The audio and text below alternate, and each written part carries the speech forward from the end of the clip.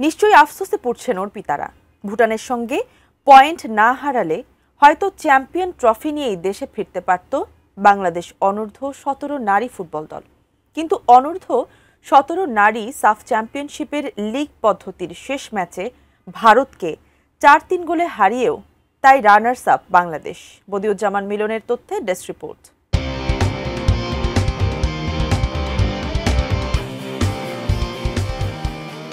মেয়েদের বয়স ভিত্তিক সাফে এমন রোমাঞ্চকর লড়াই খুব কমই দেখা গেছে। লিগ পদ্ধতির টুর্নামেন্টে প্রথম ম্যাচে বাংলাদেশ ভারতের কাছে 1-0 গোলে হেরেছিল, কিন্তু রবিবার ভুটানের চাংলিমিথান স্টেডিয়ামে পেন্ডুলামের মতো দুলেছে ম্যাচটি। কখনো মনে হয়েছে বাংলাদেশ জিতবে, আবার কখনো মনে হয়েছে ভারত জিতবে। এক পর্যায়ে এগিয়ে গিয়েও বাংলাদেশ নিজেদের লিড ধরে রাখতে পারেনি। ম্যাচের অন্তিম মুহূর্তে স্কোর 3-3 করে ভারত, কিন্তু যোগ হওয়া 5 মিনিট যেন মরণ কামড় দেয় বাংলাদেশের মেয়েরা। শেষ বাঁশি বাজার খানিক আগে গোল করেন প্রীতি। রেফারির শেষ বাঁশি বাজতেই কান্নায় ভেঙে পড়েন ভারতের মেয়েরা।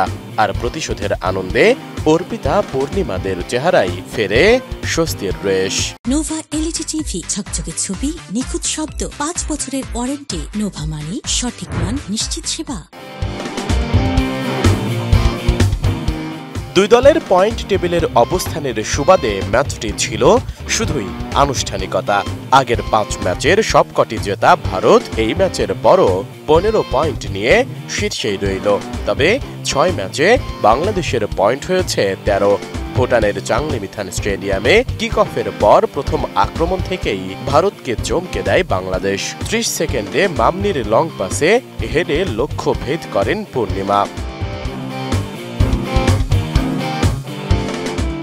7 মিনিটে ভারতের আনুষ্কা কুমারের শট ক্রসবার কাঁপিয়ে ফিরলে ম্যাচে এগিয়ে থাকে বাংলাদেশ, কিন্তু 2 মিনিট পরই নিজেদের বক্সের ওপরে বাংলাদেশ অধিনায়ক অর্পিতা বিশ্বাস তালগোল পাকিয়ে বল হারালে সুযোগ কাজে লাগান আনুষ্কা। দ্রুত বলের নিয়ন্ত্রণ নিয়ে গোলকিপারকে কাটিয়ে কোনাকুনি শটে লক্ষ্যভেদ করেন তিনি। 24 মিনিটে আনুষ্কার কোনাকুনি শট বেরিয়ে যায় দূরের পোস্ট দিয়ে। গোছালো আক্রমণ থেকে 10 মিনিট পর ফের এগিয়ে যায় বাংলাদেশ।